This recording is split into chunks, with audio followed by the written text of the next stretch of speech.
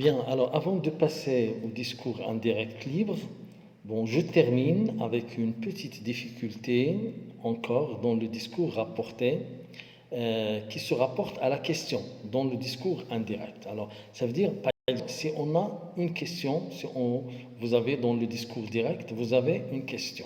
Alors, regardez, vous avez ce tableau-là.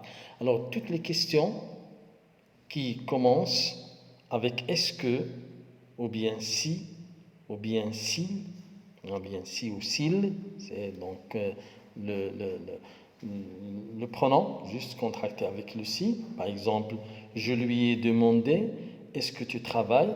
Ça devient, je lui ai demandé s'il travaillait. Voilà, pardon ici, donc la fin est tombée. Je lui ai demandé, est-ce que tu travailles? Dans le discours indirect, ça va devenir, je lui ai demandé s'il travaillait. Donc le est-ce que, ça devient si.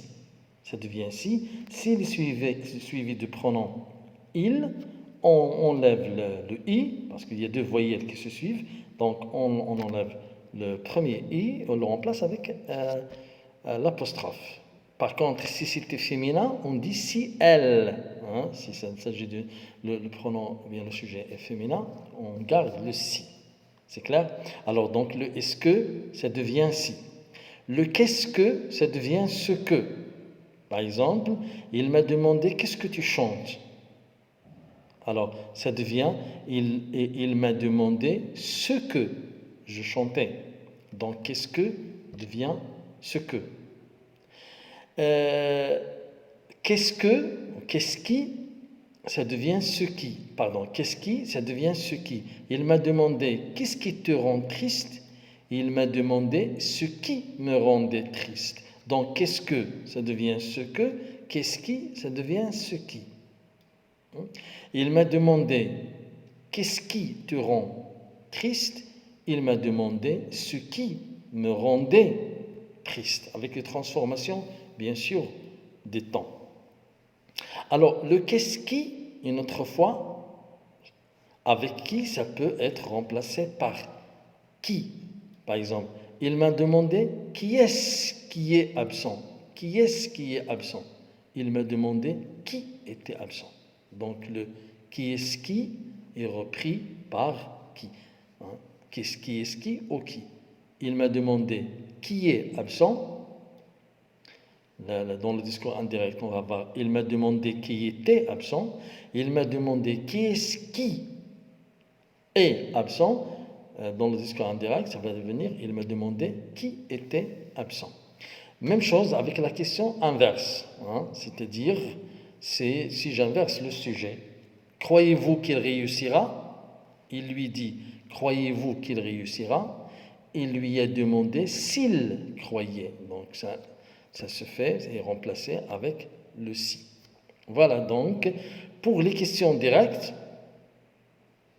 Alors là, qui ne commence pas par est-ce que, il garde le pronom interrogatif.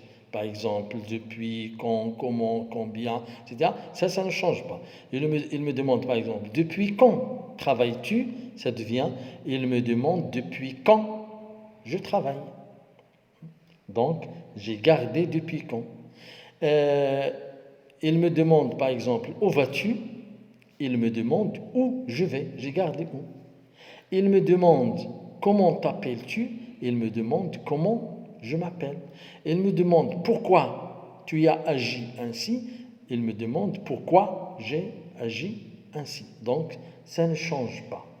Bon, pour l'impératif, dans le discours direct, il est changé par le de, dans le discours indirect, par la préposition de plus infinitif.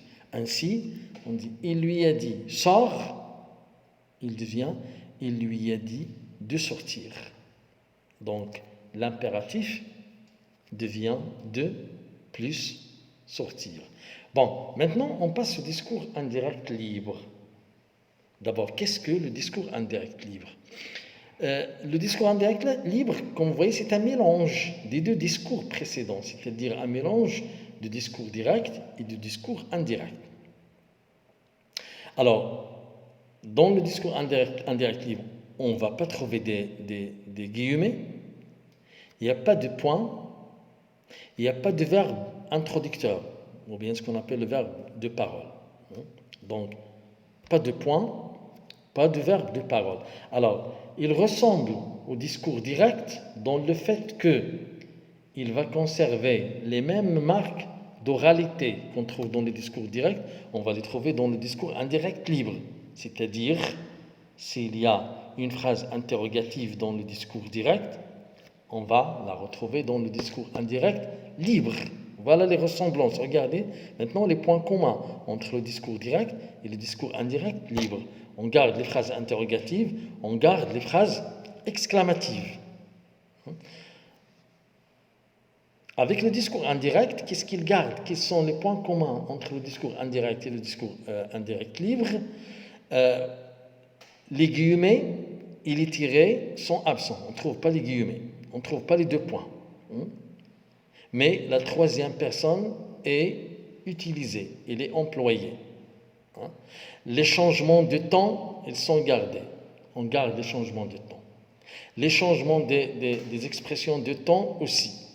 De ce fait, parfois, on trouve des difficultés à distinguer entre les paroles qui appartiennent au locuteur premier et les paroles qui appartiennent au second. Parce que c'est difficile, parfois, on a des difficultés à différencier entre les deux. Alors, voilà, regardez ce tableau-là. Donc, on voit le discours direct, le discours indirect et le discours indirect libre. Alors, regardez, j'ai un petit peu détaillé ici les différentes transformations entre les trois discours et puis les points communs et les points différents.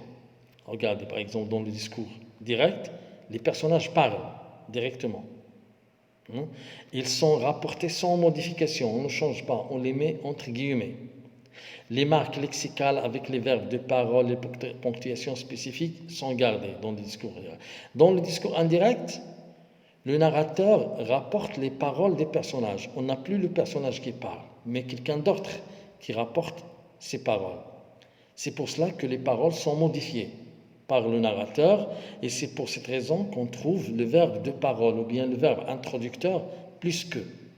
Dans le discours indirect libre, le narrateur rapporte les paroles des personnages, mais sans ponctuation, ni verbe introducteur, ni conjonction que directement. On rapporte les paroles directement. Exemple. Si par exemple j'ai dans le discours direct, elle, en parlant de Rahma, elle réussit enfin à les informer. Comment? Qu'est-ce qu'il dit? Il a dit « J'ai perdu Zeynep égarée dans la foule ». Regardez dans le discours indirect libre.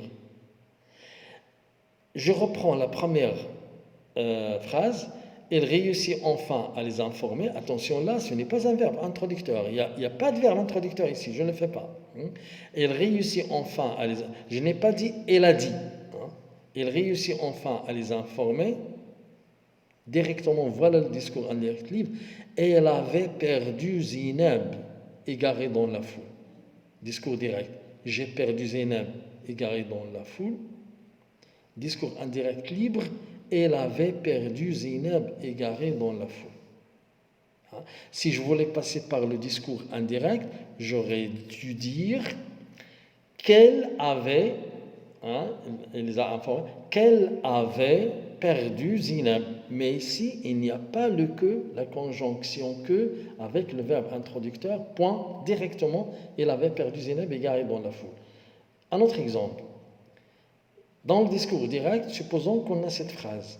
Ses propos avaient été clairs. Quelqu'un qui parle. Alors, qu'est-ce qu'il a dit?